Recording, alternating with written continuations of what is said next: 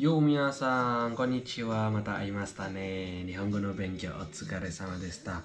Kali ini gua mau bagi-bagi tips buat yang mau belajar bahasa Jepang dari nol ataupun level pemula. Pertama, kalian kalau mau belajar bahasa Jepang itu harus tahu huruf Jepang dulu.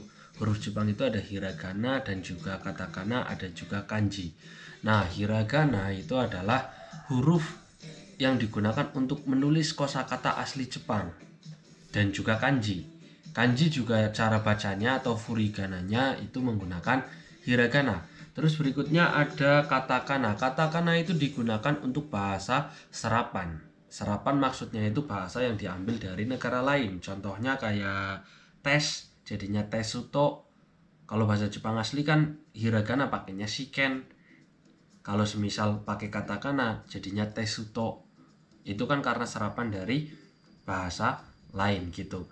Nah, berikutnya setelah bisa hiragana dan katakana atau huruf Jepang dan juga kanji itu sedikit-sedikit mulai belajar nggak apa-apa.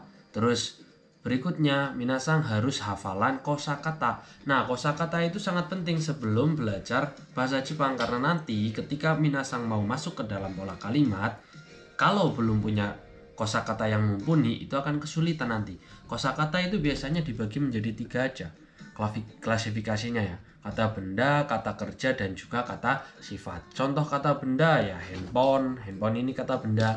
Contoh kata kerja berbicara, ini berbicara adalah kata kerja. Terus berikutnya contohnya kata sifat itu ada dingin nih kata sifat gitu. Berikutnya setelah minasang bisa belajar, sudah bisa hafalan kosakata, sudah hafal juga huruf, minasang baru mulai belajar ke pola kalimat dan juga kanjinya mulai dipus lagi tuh.